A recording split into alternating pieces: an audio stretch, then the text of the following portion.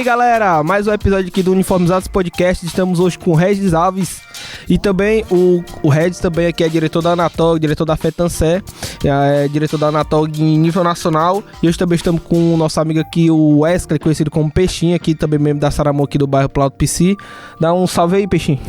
Salve galera, boa tarde, seja bem-vindo ao nosso podcast aí, Uniformizados. Estamos hoje com o Regis aí, vamos apresentar ele hoje. Se apresente aí, Regis, para nossos ouvintes. Opa, satisfação a todos e a todas.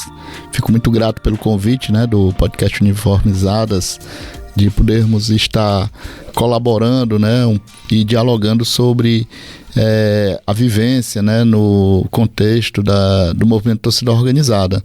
No caso, eu sou professor de História, né, e servidor público municipal lá na cidade de Itapipoca, e por ser servidor público ele me deu, né, a oportunidade de também caminhar com o movimento sindical, no qual o Carlos Filho citou, né, que sou diretor de combate ao racismo da FETANCE, que é a Federação Estadual dos servidores e servidoras do serviço público nos municípios do Ceará. E a nível de Brasil, a gente está ocupando a diretoria de combate ao racismo da Associação Nacional das Torcidas Organizadas, que daqui a pouco a gente explica o que é a Anatorg. E aí também eu quero falar com o Regis, antes de entrar nesse mundo de torcida, eu quero saber como que o Regis conheceu e como foi a trajetória dele antes, até hoje, como que ele tá dentro da torcida. Viver torcida organizada, primeiro é você ter um clube para torcer, né? E nós que moramos aqui no estado do Ceará, seja torcedores do Fortaleza, do Ferroviário, eu como torcedor do Ceará, nós somos privilegiados e privilegiadas porque temos time para torcer. E quem me deu a oportunidade, né, de hoje ser torcedor do Ceará Esporte Clube foi meu pai, né, que desde criança sempre me levava aos jogos do Ceará, principalmente ali no estádio Presidente Vargas, que fica, né, próximo ali ao bairro que eu nasci e me criei, né, que é o Otávio Bonfim. Então, para você vivenciar, né, a arquibancada, é necessário ter as cores, né, do clube de futebol que você torce. E lá, mais ou menos, né, no 1992, aí eu me associo, né, à Associação Torcida Organizada Ceará Amor, onde até hoje, né, continuo como associado, já passei por diversos setores, né, da diretoria da torcida. E o mais importante, que como torcedor de arquibancada e de torcida organizada, eu nunca me distanciei do conhecimento, né? Não é à toa que hoje eu sou servidor público municipal, então não é porque eu passei na universidade que eu abandonei a torcida, não é porque eu passei no concurso público que eu abandonei a torcida, pelo contrário.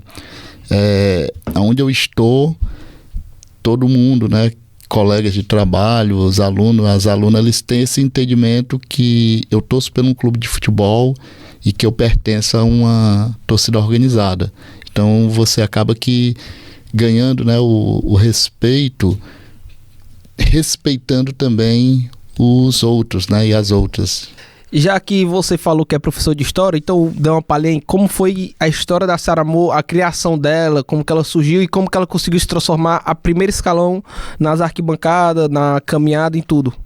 Porque antes dela já devia ter outras torcidas, né? Sim, isso. E a sua pergunta ela é fundamental, né? Chegou numa hora certa, porque é ter o entendimento do surgimento das torcidas organizadas. A nível de Brasil, você vai ter relatos que ali nos anos 60, nos anos 40, já há essa presença simbólica de torcida organizada.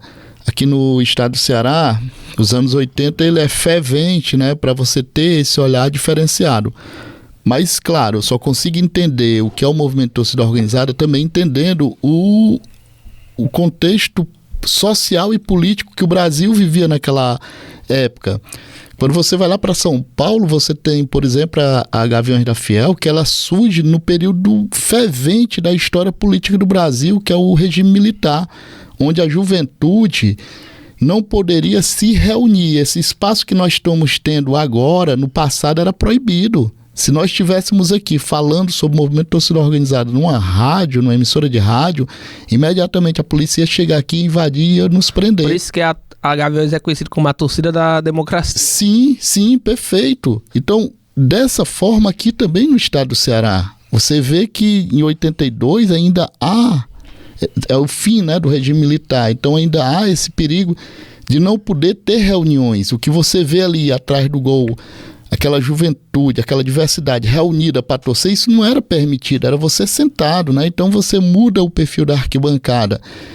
A Ceramon, ela surge ali nos anos 80, em 82 especificamente.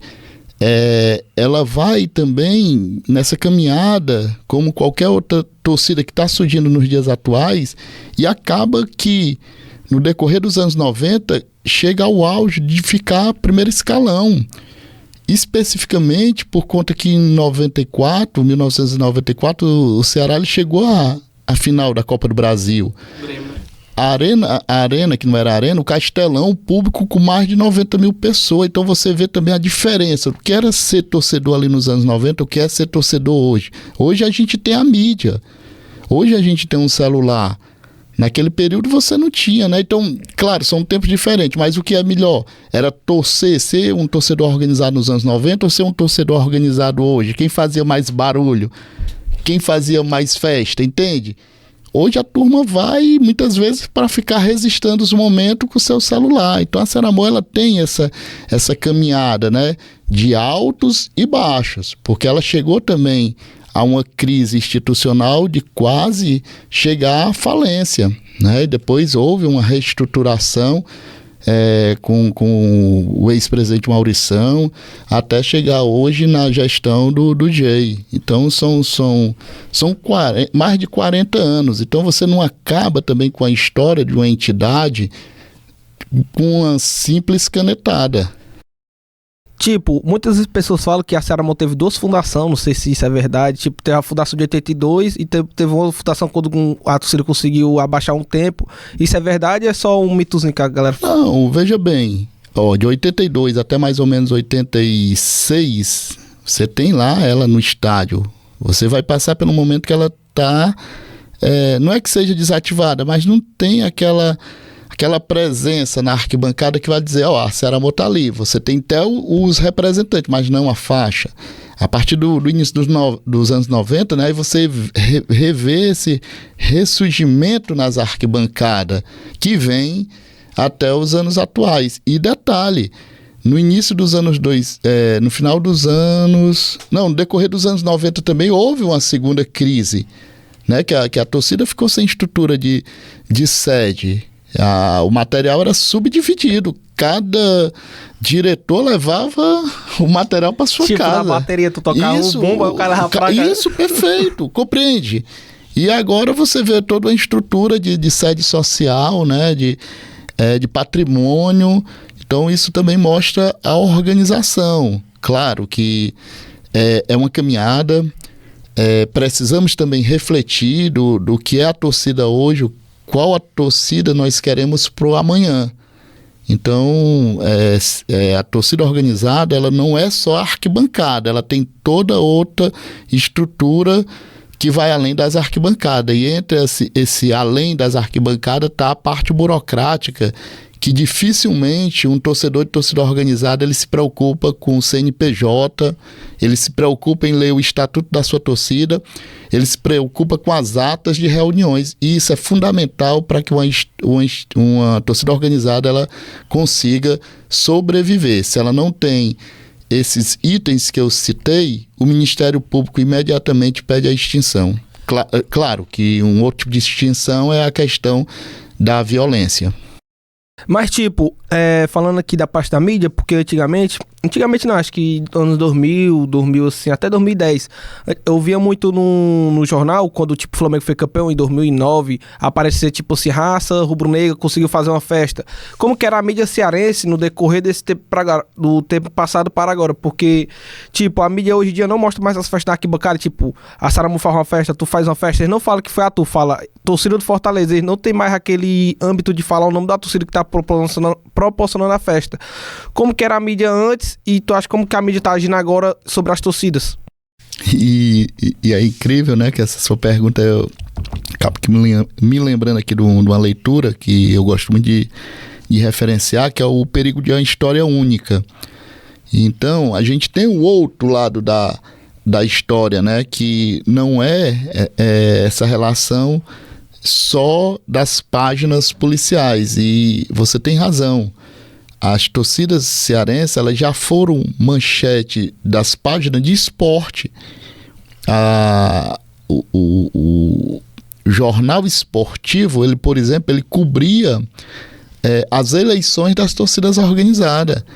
No dia seguinte de eleição, eles postavam na página principal do jornal a nova diretoria que estava assumindo a torcida organizada. E é claro que hoje, você acha que vai vender, a mídia vende, apresentar uma foto ali, um registro da diretoria atual de uma torcida organizada, ou é melhor ele postar um vídeo que gera conflito entre as torcidas organizadas? Qual que vai ter mais curtida? O que vai dar visibilidade para essa mídia? Entende? Então, a gente tem que ter esse entendimento que a mídia do século XXI é uma mídia que vende violência. Se não vender violência, né? Você não tem público, entende? E querendo ou não, acho que quando eles divulgam o diretor, divulgam o presidente, é um bagulho de conhecimento. Tipo, a galera que é o presidente da Saramu, tem gente que não conhece, tá lá dentro do clube lá, tem gente que tá da torcida, tem gente do Ceará que não conhece a diretoria, sim. Não sabe quem é o diretor de patrimônio, não sabe o diretor social, não sabe quem é o diretor. Querendo ou não, quando eles faziam isso, eles não só mostravam pro torcedor que eles estão querendo cobrir, eles estão mostrando pra torcida do Ceará, todas as torcidas do Ceará, eles aqui são caras que são da principal torcida, que eles que estão levando na frente. Porque querendo ou não, a Saramu é a torcida que vai lá e empurra o Ceará no jogo difícil, que tá todo jogo que tá lá. Eu acho que esse conhecimento que a galera trazia no jornal de antigamente, se eles trouxessem hoje em dia, seria um povo mais, ou a galera, todo mundo teria mais conhecimento. E eleição, é massa falar de eleição, cara, querendo ou não. Eu acho que é o espaço mais democrático que nós temos, é quando você tem a possibilidade... Que a sua voz vale a pena, né? De colocar seu nome, né, à disposição para concorrer. Nós vivemos num país onde, desde criança, foi dito pra gente que não é interessante você se envolver com política. E a eleição de uma torcida organizada é política. Entende? O espaço democrático mostra que aquele local você tem direito de votar e ser votado. Mas para isso eu tenho que ter o estatuto da torcida organizada. Então, o que é que o estatuto está dizendo? O estatuto está dizendo que eu vou ficar um mandato de 4 anos. Esse estatuto está dizendo que eu vou poder ser reeleito para um segundo mandato. Ou esse estatuto está dizendo que eu só posso ser eleito uma vez. Se você for fazer uma pesquisa, e aqui eu não vou dar a resposta, eu vou jogar essa provocação para vocês. Se você fizer uma pesquisa de 10 torcedores de torcida organizada, quantos tem conhecimento sobre o estatuto da sua torcida? Se duvidar, a pergunta merece ser perguntada até aos próprios diretores e diretoras das torcidas. Será que eles e elas têm conhecimento do que diz o seu estatuto? É um desafio. Então, que democracia também é essa? Não é? É quando não se cumpre o estatuto, que aí o presidente passa um mandato, passa 2, passa 3 e ninguém fala nada. Acho que não vai. É só porque eu vi numa rede social, não vou citar a torcida, mas os componentes indignados, né? Porque queriam votar e a eleição foi cancelada, entende?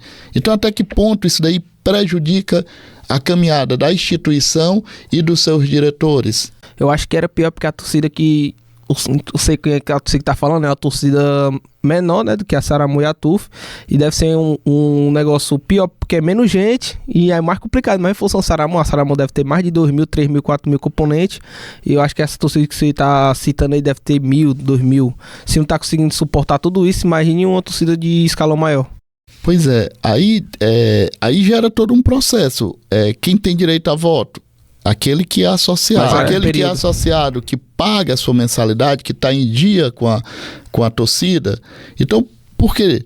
Na arquibancada, quando está ali atrás do gol, por exemplo, onde a Saramô fica, se você sair perto, você é da Saramô, você é da... Sou. É filiado? Não é. Então, olha a diferença de quem pode votar e de quem não pode. Na cabeça do torcedor, ele acha que ele pode tudo na torcida organizada. É igual quando você leva para a questão do clube, saindo da torcida organizada e vindo para o clube. O Ceará Esporte Clube, ele não me dá direito como sócio torcedor de votar. Eu posso questionar, comprando meu ingresso, indo para a arquibancada, torcer e questionar quando eu percebo que as coisas não estão indo legal. O time não vai bem. Mas eu não tenho... poder de voto, perfeito, poder de voto. Eu não tenho como chegar lá na sede pedindo cabeça de presidente. Só que o que é que a gente vê? O povão querendo colocar na marra. Quando eu coloco na marra, eu já saio do espaço democrático e vou para o autoritarismo. Bumbumba. Entende que não é bacana a gente viver no autoritarismo. O melhor sistema é esse que você tem condição de escolher. Se a galera estava insatisfeita com a gestão passada federal, do governo federal, tivemos a oportunidade no final do ano passado de escolher o novo presidente ou a possibilidade da reeleição de quem estava. Então, tem algo mais gratificante do que isso, de você ir lá e fazer a sua escolha? Quando você não vai, você também não tem direito de questionar. Claro que quando a gente vem para o futebol, aí o Ceará Esporte Clube teria que haver uma revolução para mudar o estatuto do clube, para que eu, como sócio torcedor, tenha direito a voto. A torcida organizada também, por que eu insisto em fazer com que os componentes de movimento de torcida organizada tenham o conhecimento sobre seu estatuto? Para perceber se ele pode ou não votar. Quem vota? Se o estatuto está lá aberto dizendo todo mundo vota, não importa quem é sócio, quem não é. Aí já vai ter um outro problema. Se está dizendo que todo mundo, então eu como torcedor do Ceará, componente da Saramô, eu voto. Aí o camarada que não vai lá, diz que é e vota. O Ceará não tem o direito do sócio votar? Tipo não. Aqui, porque o Fortaleza agora virou SAF, aí a galera pode chegar lá quem... Pois é, achei... É massa. Tá vendo aí? O espaço democrático é isso. O torcedor foi lá e ele que escolheu o que é melhor para a instituição, para a entidade dele ou dela. E a Saramô agora, o G Falcão, os dois gestão que tá lá, né? Não, agora para entender a Saramô, veja bem. A associação, né? Torcida organizada Saramô, como a TUF e a JGT, eles têm um processo de extinção. E esse processo de extinção, ele impede que haja eleições. Tá lá. Está banido. Saramô, a TUF e a JGT. O que é que a Saramô fez? Criou um outro CNPJ, que é um problema que a gente briga com a justiça nessa concepção. Por que é que pune o CNPJ e não pune o CPF? Cria-se um novo CNPJ. Então é uma outra entidade, que é a TOC, Torcida Organizada do Ceará. O outro CNPJ era Saramô? Isso. Então, a TOC terá eleição agora, no final do ano. Então, o atual presidente da TOC é o GEI. O GEI tem direito à reeleição. Já faz quanto tempo que ele é presidente? É uma coisa que eu acho errado. Não, ele tá lá no CNPJ da Saramô, ele era o presidente. Tipo, CNPJ da Saramô, são todos os diretores e o presidente ou só no nome dele? Só o atual presidente, eu acho. Não, o CNPJ é quem está no estatuto. Aí o estatuto ele diz que você tem um presidente, você tem um vice, primeiro secretário, segundo secretário e a galera do financeiro. Então são 6 nomes que assinam pelo CNPJ, né? Pelo estatuto, que vai gerar lá essa documentação institucional. Essa nova, que é 4 anos, está finalizando agora. Então vai ter eleição. O Jay pode sim sair para uma reeleição. Quem vai decidir é a galera, né? Só uma pergunta, o Di já tá há quanto tempo no poder da Saramo assim já? Depois do Maurição? Não, porque ele tá depois do Maurição, né? Só que como tem esse processo em andamento, tá parado lá. Tá parado. Por exemplo, se eu for lá no cartório, eu quero organizar aqui a eleição da Saramo. O cartório não vai me dar caminho porque, cara, tua instituição aqui tá no processo de extinção. Aí, então, É que a juridicamente... gente tem que entender só essa parte burocrática. Então, juridicamente, ele não pode sair por eleição. Só agora, né? Por causa do CNPJ novo? Sim. Ele pode sair por uma reeleição, né? Ele só vai poder sair, ele só não vai poder se candidatar daqui a 4 anos. Mas aí, se o CNPJ voltar da Saramo, ele termina o mandato dele, não é? E pega o outro. É mais ou menos isso. Mas na tua opinião, sendo bem sério mesmo, essa gestão do GI melhorou muito ou tu acha que decaiu mais a Saramo? É igual, eu disse que o processo político ele é importante. É da mesma forma de você querer analisar um prefeito, um vereador, um presidente de clube. Não existe, eu acho, essa comparação.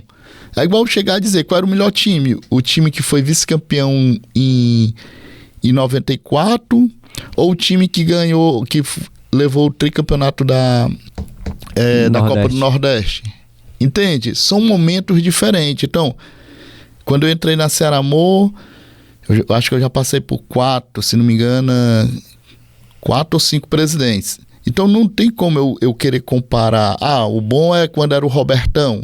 Eu tenho uma admiração pelo Robertão, porque quando eu entrei na Saramo, o presidente era o Robertão. E ele era um cara de mídia.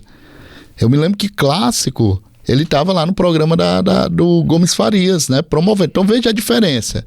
A Verdes Mares, que era uma audiência de futebol, entrevistando o presidente da Saramo. Hoje, emissora de rádio leva o presidente de torcida organizada para uma emissora? Não.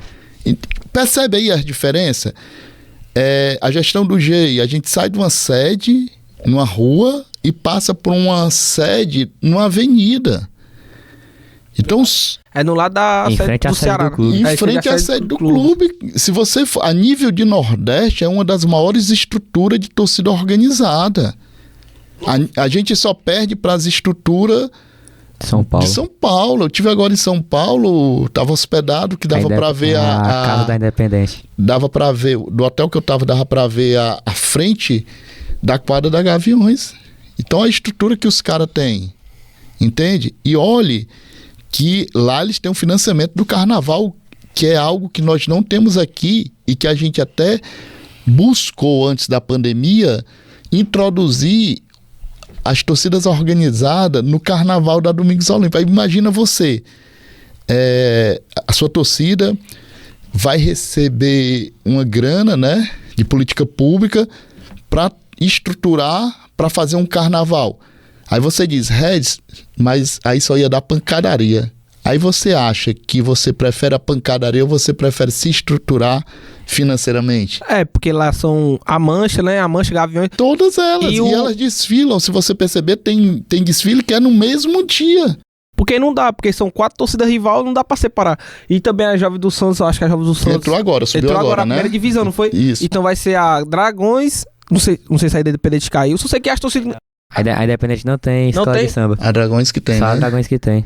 Então, massa demais. Uma torcida de segundo escalão. Sim, consegue... mas a segunda escalão, cara, se você vê a estrutura... Vai ter uma casa nova agora, a Dragões também. Olha a estrutura que os caras têm. Então, o que eu digo, a nível de Nordeste, nós estamos bem, né? Então, isso demonstra que o atual presidente, o G, ele vem fazendo a sua parte como administrador, né? É igual o clube. A galera faz uma análise crítica, né, da atual gestão do Ceará Esporte Clube, que os caras não conseguem administrar a grana que entra, né? Mas em momento algum eu posso chegar aqui para você e dizer que a diretoria do Ceará Esporte Clube ela é corrupta porque ela passa a mão no dinheiro. Porque eu não tenho prova. Né? Agora, se eu tenho uma prova, o que é a prova, Rez? É você ver o dinheiro da CBF, em vez de cair no CNPJ do clube, cair no CPF. Do presidente. Aí sim. De algum diretor de clube. Aí sim. Mas se fosse pra dar uma nota, assim, pra gestão do GI, fosse de 0 a 10, assim, qual a nota Acho que tu daria? que dá pra ficar com 8, né? Passei na média, né? Eu tinha um professor na universidade que esse camarada não dava 10 pra ninguém. O camarada tirava um 9,7, 9,8, ele não dava um 10. Ele disse, cara, no dia que alguém tirar um 10 aqui, não parece mais nem vir pras aulas. Então, ele ainda não chegou nesse 10. Né? Mas eu quero saber mais sobre você mesmo, a caminhada. Como foi sua... Porque já chegou a ser vice-presidente, né? Então, começar como um membro, componente normal, e subir até vice-presidente tem uma caminhada muito linda, uma caminhada muito... Também tem que ser um cara muito honesto, porque ninguém sobe uma pessoa que pisa nos outros, principalmente dentro da torcida.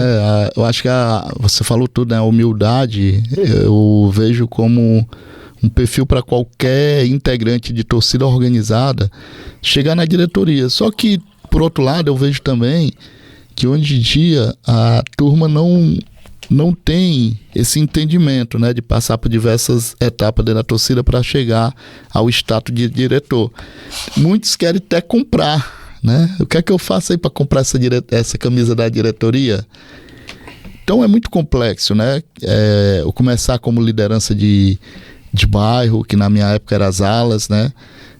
Qual era a tua ala lá? A ala rebelde ali do Otávio Bonfim. Hoje também tem um camarada aqui, fundador da ala rebelde, que é o Roberto Filho, que mora até no Canadá.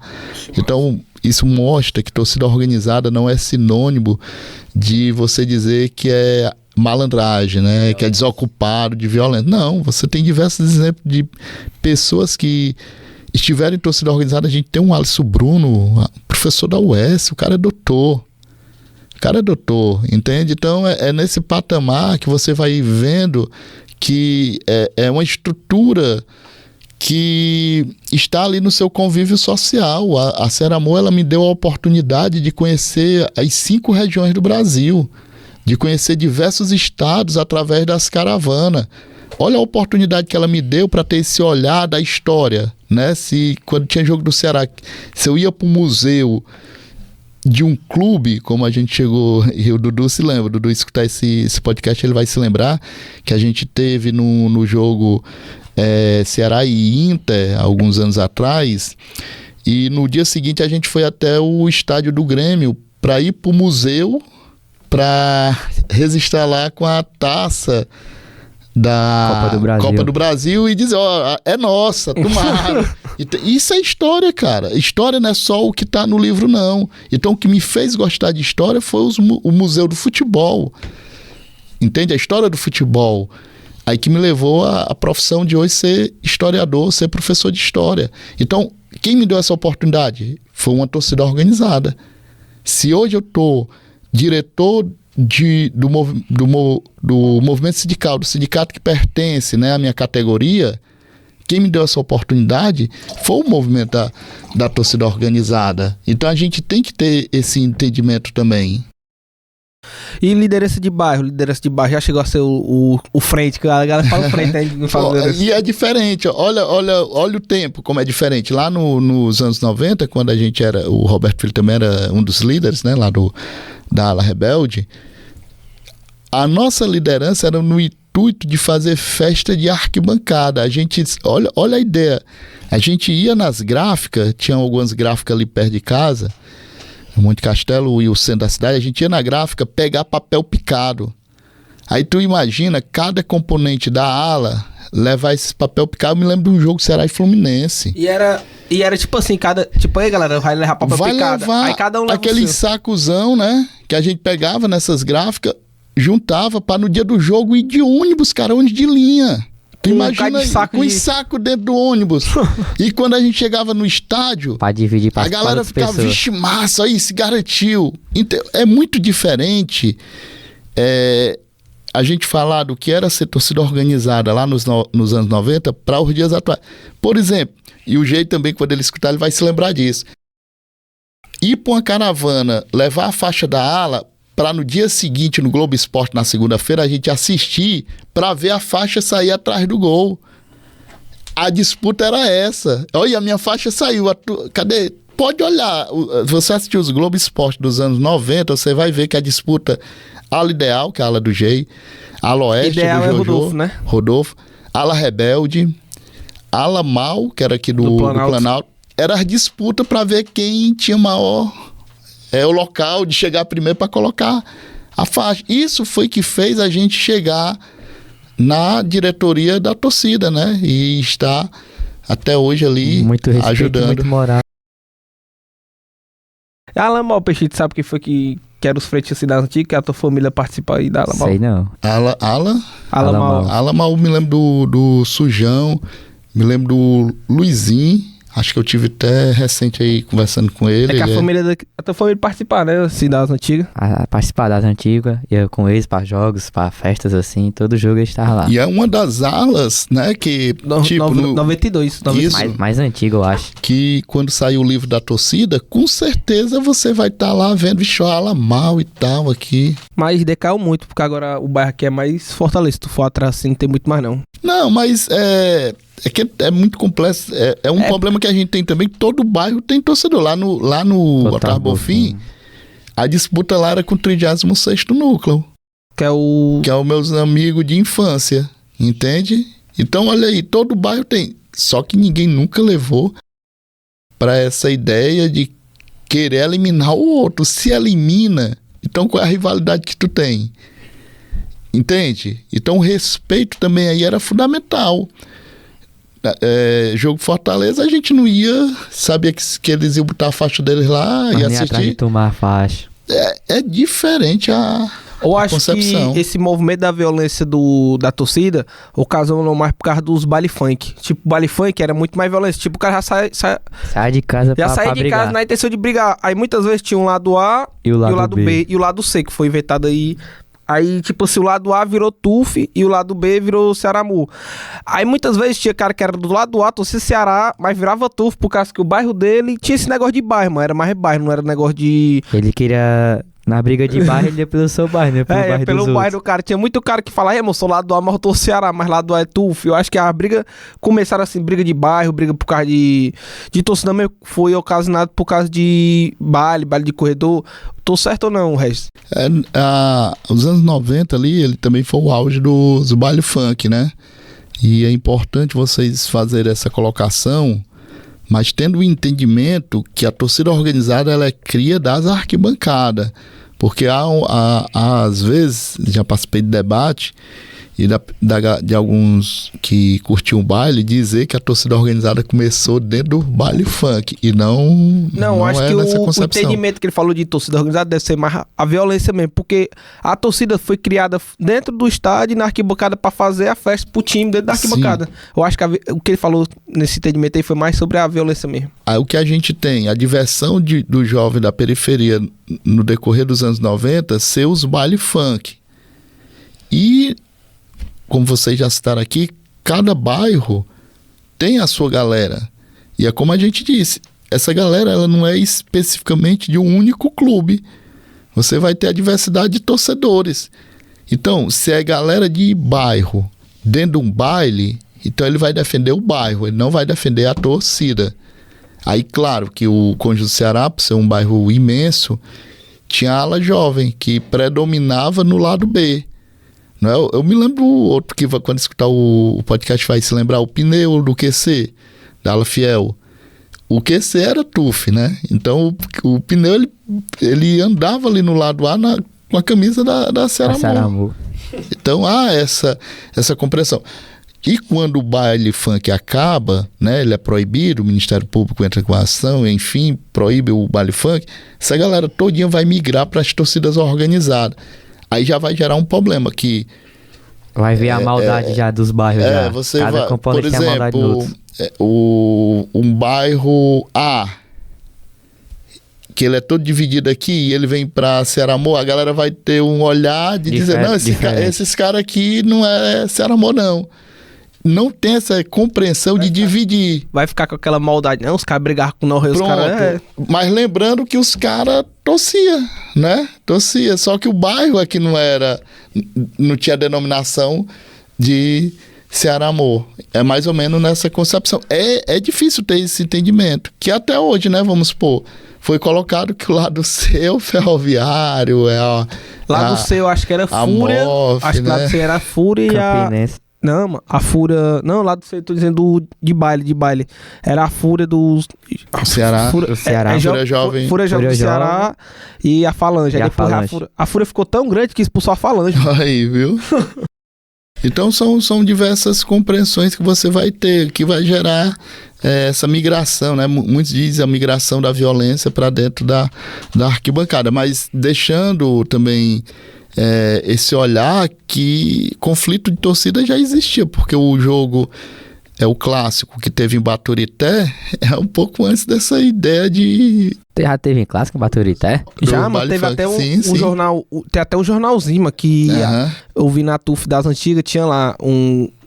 Antigamente tinha muito clássico no interior, mano. Sim, Tinha muito clássico no interior. que era pré-temporada. Aí já E começava sabe, o esquenta. e também, tipo, eu acho que essa ideia de clássico no interior é uma ideia muito boa, porque muitas vezes a galera mora no interior e não consegue ter o convívio de ter o clube perto, mano. De assistir o seu time de E aí, coração. o time de coração, como que eu vou conseguir pegar uma galera do interior? Muitas vezes tu vai no interior de Juazeiro, pronto, aí o cara vai lá e torce Flamengo.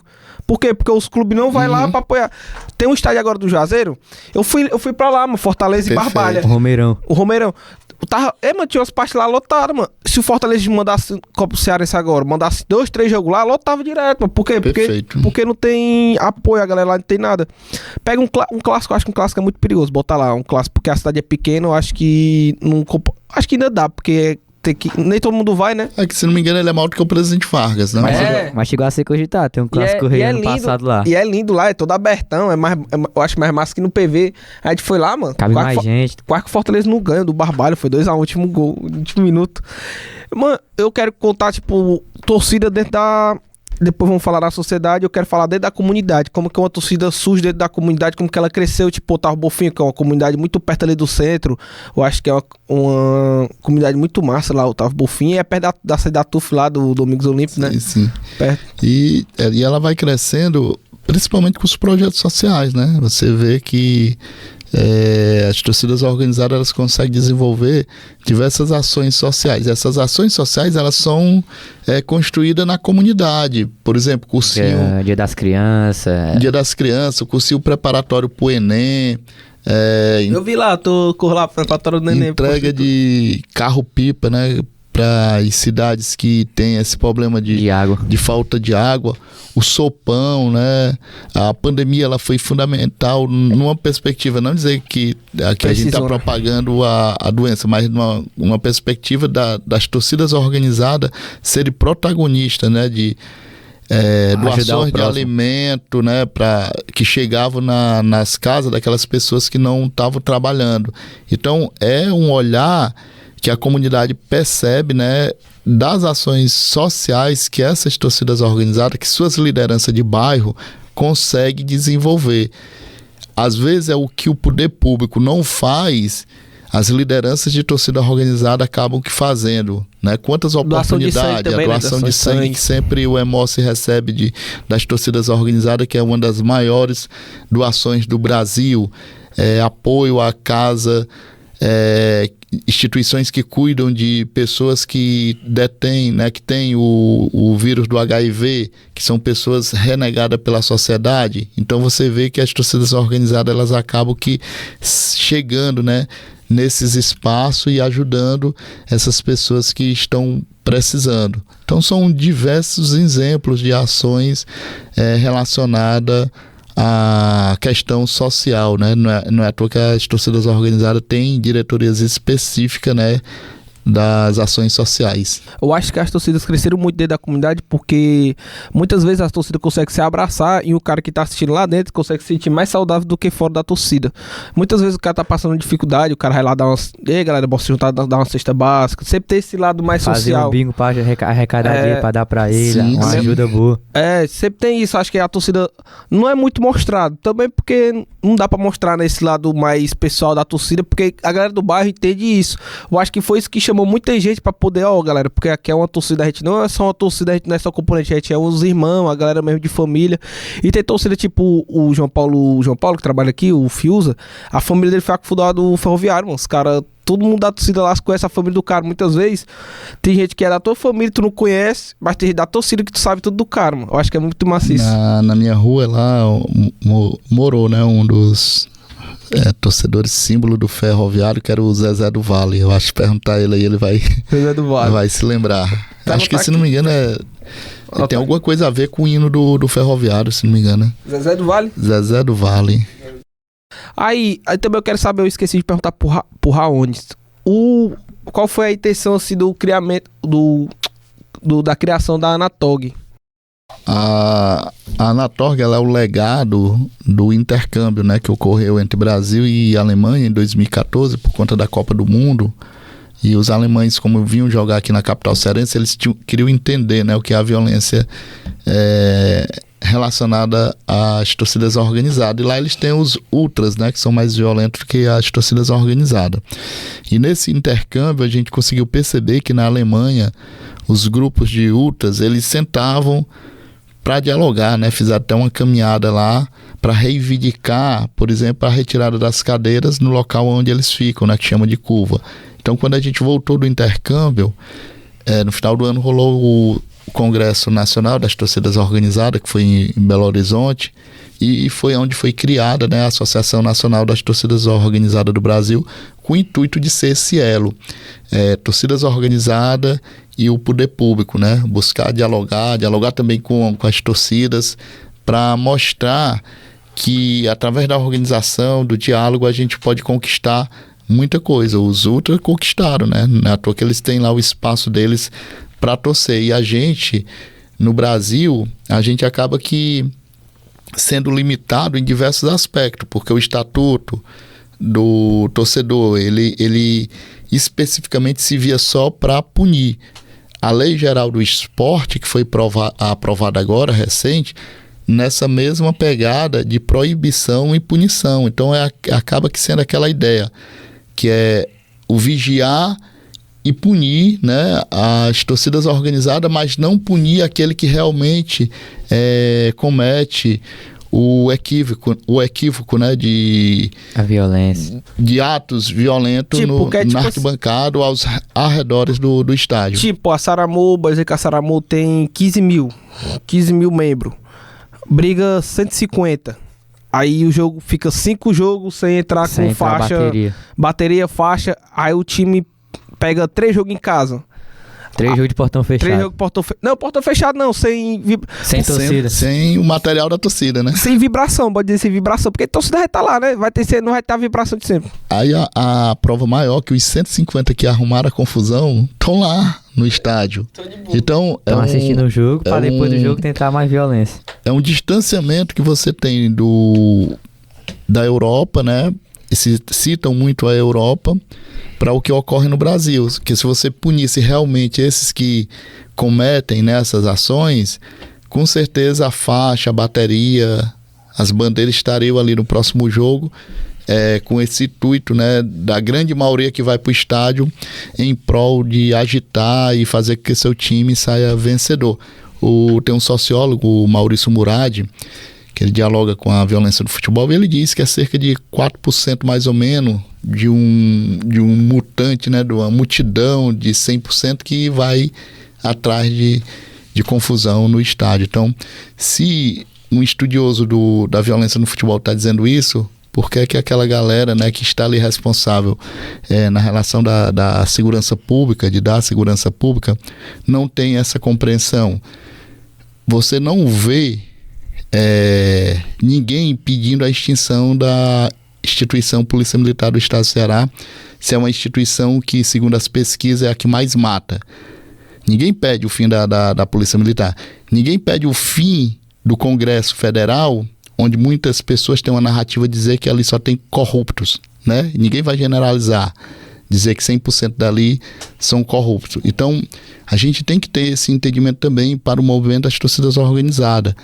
Não é 100% que vai ir lá fazer vandalismo, até porque se fosse, nem jogo teria. Imagina aí se realmente, num clássico, as duas maiores torcidas organizadas fosse com o intuito de confusão, nem jogo teria, porque elas invadiriam o estádio e não tinha capacidade nenhuma da segurança pública impedir, né, que esses torcedores... 2015, dá pra Como saber. já aconteceu em 2015. 2015. Que teoricamente não tinham organizada, se elas estavam proibidas. Tava as duas punidas nesse Entende? E tempo. o pior é que, tipo, a torcida organizada fica superior. Superior. Nossa, Sim, superior sul. sim, Superior sul. perfeito. E quem brigou foi a galera da inferior, que fica mais povo. O cara Tá fica, vendo aí? Quem foi que brigou? Então os inteligentes da segurança pública não conseguem ter essa compreensão. Mas, tipo, a torcida, agora eu quero falar, a torcida da sociedade. Então, acho que o que a torcida conseguia entrar dentro da sociedade pra provar o valor dela entre o espaço público. Tipo, aqui o Cuca, a torcida, eu acho que, tipo, a TUF, a Saramô, o Falante, entrasse no espaço desse do Cuca e poderia usar esse instrumento do Cuca pra poder olhar pra galera, tipo, ó, nós podemos pegar espaço público, nós podemos fazer palestra, fazer conferência. Então, acho que o que a torcida conseguiria entrar dentro do espaço público. Eu acho que até dentro da política também, tipo, ter um galera da política. A Anatorg, ela acaba que fazendo esse elo, né? E se as torcidas organizadas começarem a perceber a força que tem, aí com certeza instrumentos como esse do poder público será ocupado pelos componentes das torcidas organizadas. A gente vê uma estrutura dessa de emissora. Quantas torcidas têm a vontade de fazer um podcast específico sobre sua torcida e não tem, né, a oportunidade porque as rádios não oferecem esse elo? Então aqui seria uma parceria imensa e esses projetos sociais eles precisam chegar também dentro do movimento torcida organizada para que espaços como esse, né, vá buscar qualificar, porque você vai estar qualificando aqueles associados, né, das torcidas organizadas e as próprias diretorias. Como você bem disse, espaço como esse você tem estrutura de promover diversas ações em conjunto, né, em parceria. Que lá em 2014 a gente tinha uma grande parceria com a Rede Cuca por conta do Elcio Batista, que hoje é atual vice-prefeito da cidade de Fortaleza, né? Porque na época ele era o secretário de juventude e ele foi uma das pessoas, né, que estava à frente do intercâmbio Brasil-Alemanha, onde componentes de torcida organizada, e que eu tive a oportunidade de estar nesse intercâmbio,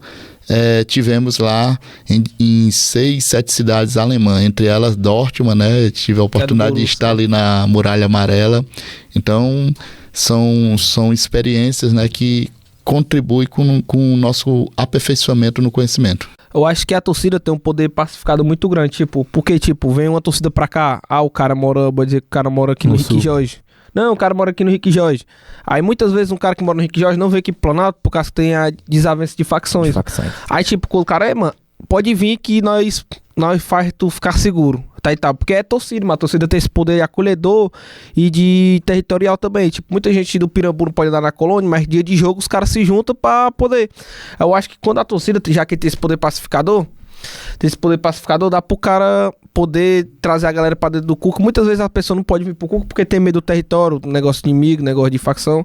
Eu acho que a torcida tem esse poder pacificador. O que você acha também desse poder pacificador das torcidas? E também dá opinião sobre...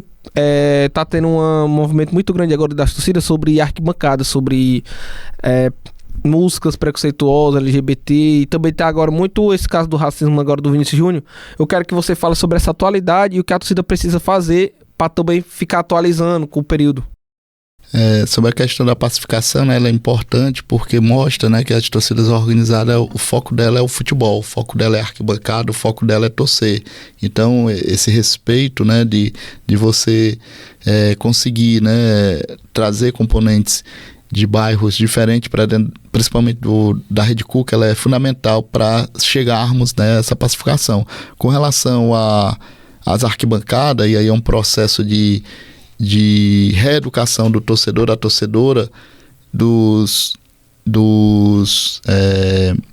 puxadores, né, das torcidas, de perceber que o século XXI ele não condiz com o século passado, que você podia estar colocando diversas palavras nos gritos de guerra das torcidas. Então hoje a gente tem legislações e a própria CBF, né, no decreto aí, que faz com que o clube possa perder pontos por gritos homofóbicos, racistas. Então qual é o torcedor que vai querer prejudicar o time, prejudicar o clube, né, numa decisão? Se você tem 3 pontos para chegar ao título ou uma zona de Libertadores Sul-Americana ou para o rebaixamento, e você, por conta de gritos homofóbicos, gritos racistas, o seu clube perder esses pontos. Então, isso é uma reeducação do torcedor e do torcedor. Claro que não é da noite por dia, é um processo. E esses processos, eles começam exatamente como essas provocações que são feitas aqui, que vai chegar lá na mente do torcedor organizado, e ele vai começar, não quero que meu time perca ponto, não quero que meu time seja rebaixado por conta da atitude minha. Então eu tenho que rever minhas atitudes na arquibancada. Os clubes, a Federação Cearense de Futebol também são responsáveis. Isso daqui você também não vai colocar especificamente a culpa na torcida organizada, não. Na diretoria da torcida organizada ou dos puxadores. Os clubes e a Federação Cearense de Futebol também, ela é responsável de reeducar com campanhas, né, na mídia e nas redes sociais, que vai chegar nesses torcedores. Campanhas antirracistas, contra a homofobia. Sim, fundamental. As torcidas, acho que já teve algum movimento assim de torcida contra o racismo assim, no estádio, pra galera fazer já, algum movimento? Os próprios mosaicos, né? As torcidas... É a prova maior. É porque, tipo, o movimento que eu tava pensando era ser mosaico, tipo, fazer umas plaquinhas, algumas coisas assim. Meu pensamento é porque teve aquele lá, porque o Fortaleza foi jogar contra o River Plate. Stop Racismo, a galera né? fez lá, fez o Stop Racismo, teve aquele jogador... O jogador, me esqueci o nome do jogador, que ele jogava 70 e pouco, eu acho. Que foi um dos... Eu me esqueci qual foi o que ele fez. Era um jogador fodão lá, negro, que conseguiu fazer várias coisas pelo Fortaleza. Não sei se ele era atacante ou era zagueiro. Mas na tua opinião, Regis, tu acha que as torcidas organizadas vão ter poder de voltar a cantar essas músicas ou vai parar de vez? Não, tem que... pela própria legislação, né, que o intuito é só punir, e que com as repetições pode chegar até mesmo a prisão, né, dos puxadores. Com certeza tem que rever e realmente banir das arquibancadas os gritos racistas e homofóbicos. E aí, Regis, já que vai ter que sair fora, né? Aí o bom é que fica aquele gostinho pra uma próxima, né? E agora a última pergunta que eu quero saber: quem é o Regis fora da torcida, o que ele conquistou e o que ele planeja conquistar pelo resto da caminhada dele aí? Fora da torcida, como eu já citei aqui, né? Sou professor de História lá no município de Itapipoca, liderança sindical, diretor sindical, sindicato dos servidores públicos e servidoras lá que é o município de Itapoca, Tururu e Uruburetama. Também estou na coordenação do Fórum Permanente de Diversidade e Educação das Relações Étnico-Raciais do Estado do Ceará. Então a gente tem essa militância também da sala de aula, do enfrentamento ao racismo em todas as esferas, né, em todas essa estrutura do país. E estamos na batalha aí. O conhecimento ele nunca adormece, é sempre a gente nesse intuito de buscar mais conhecimentos, e na expectativa aí esperando o resultado de uma prova que eu fiz semana passada lá no Piauí, do mestrado, né? Quem sabe agora passar para um outro nível. Então fico também agradecido pela oportunidade, pelo convite, e já na expectativa de uma próxima vinda. Hoje